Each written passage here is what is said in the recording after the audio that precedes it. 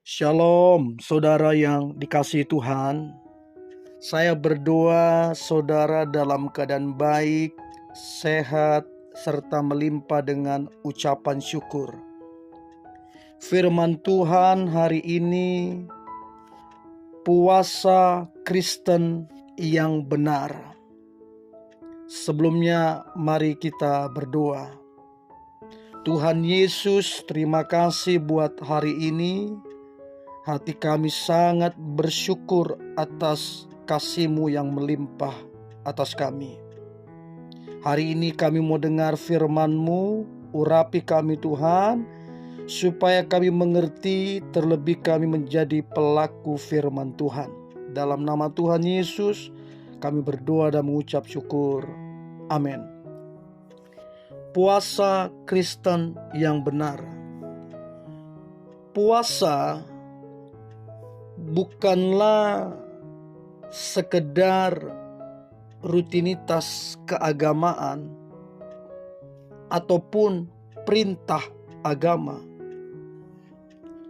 Puasa adalah dorongan Roh Kudus supaya kita mendekatkan diri kepada Tuhan serta mensyukuri karena begitu besar kasih Tuhan kepada kita. Kita harus bersyukur Tuhan mengizinkan sesuatu terjadi dalam hidup kita dan Dia ada menyertai kita. Bukan hanya keberhasilan saja yang perlu disyukuri. Tantangan dan masalah yang ada, kita pun harus tetap bersyukur. Sebab isunya bukan masalah tantangan dan masalah. Isunya adalah Tuhan menyertai kita. Nah, ada beberapa puasa dalam Perjanjian Lama dan Perjanjian Baru. Perjanjian Lama itu ada puasa Musa. Musa berpuasa 40 hari 40 malam. Musa tidak makan dan tidak minum. Nanti kita bisa baca Keluaran 24 ayat 16 ataupun Keluaran 34 ayat 28. Puasa Musa. Dalam Perjanjian Lama ada juga puasa Daud. Daud tidak makan dan tidak minum semalam-malaman, berbaring di atas tanah. 2 Samuel 12 ayat yang ke-16. Lalu kemudian ada puasa Elia, puasa 40 hari 40 malam. Kita bisa baca 1 Raja-Raja 19 ayat yang ke-8. Ada pula puasa Ester dalam Perjanjian Lama. 3 hari 3 malam. Ester tidak makan dan tidak minum. Kita bisa baca Ester pasal 4 ayat yang ke-16. Ada juga puasa Ayub. 7 hari 7 malam tidak bersuara. Kita bisa baca Ayub 2 ayat ke-13. Bahkan ada juga puasa Daniel dalam Perjanjian Lama. 10 hari Daniel hanya makan sayur dan minum air putih selama 21 hari. Kita bisa baca Daniel 1 ayat 12, 9 ayat 3, 10 ayat 2. Nah, itu dalam Perjanjian Lama yang bisa menjadi referensi.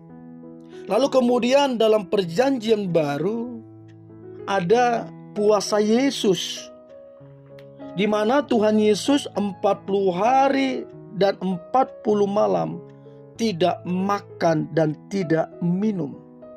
Matius 4 ayat kedua.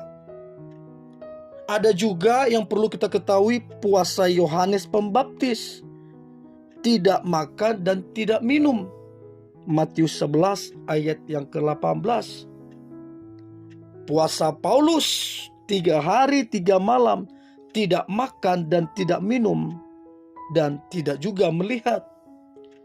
Kisah Rasul 9 ayat yang ke-9. Bahkan dalam perjanjian baru itu jemaat mula-mula mereka mengambil puasa, menguatkan Paulus dan Barnabas dalam pelayanan. Kita bisa baca Kisah Rasul 13 ayat 2 sampai ke-3. Nah, untuk sekarang ini ada beberapa jenis puasa. Puasa biasa, ya, puasa yang pantang untuk semua makanan, baik makanan keras ataupun lembut, tetapi tidak berpantang kepada air. Artinya gak apa-apa minum air, tapi berpantang kepada makanan keras ataupun makanan lembut. Puasa sepenuhnya, tidak makan dan tidak minum. Tergantung saudara mau berapa hari.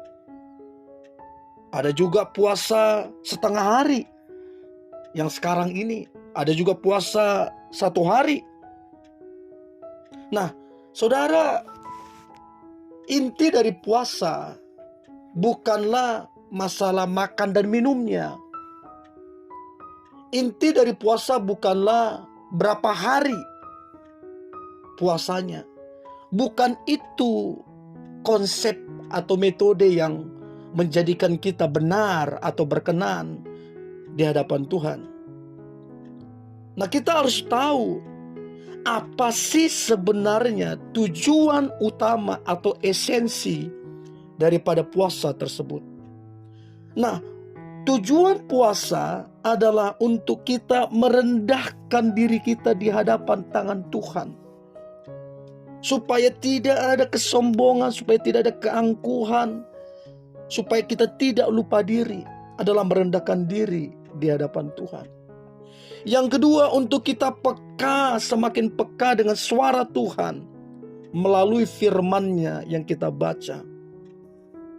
Dan kita juga untuk bisa disiplin terhadap tubuh ini, untuk bisa disiplin dari keinginan-keinginan duniawi. Dengan berpuasa, kita belajar untuk menyangkal diri kita, menyangkal semua keinginan-keinginan daging. Karena memang kita secara khusus berpuasa untuk merendahkan diri kita di hadapan Tuhan. Berpuasa juga bisa untuk meminta jawaban kepada Tuhan atau tuntunan daripada Tuhan. Nah, penting sekali puasa ini supaya kita bisa lebih dekat, lebih intim dengan Tuhan. Jadi kita bukan tahu Tuhan dari sekedar apa kata orang, bukan apa kata pendeta, tapi kita tahu Tuhan dan mengalami Tuhan karena kita mendekatkan diri kita lewat puasa untuk mencari Tuhan. Dan saya percaya puasa sangat besar kuasanya, sanggup memulihkan serta memberkati kita. Mari kita berdoa. Terima kasih Tuhan Yesus, anugerah-Mu begitu luar biasa. Kami mau lebih dekat, lebih mengenal Engkau. Kami mau menyangkal keinginan-keinginan daging kami. Kami mau dituntun oleh Engkau. Untuk itu kami mengambil langkah puasa. Bukan perkara makan dan minumnya, bukan perkara berapa hari, tapi kerelaan hati ini, sukacita hati ini menghadap Engkau. Sehingga kami makin dekat, makin intim, dan makin mengenal Engkau dan menyenangkan hati-Mu.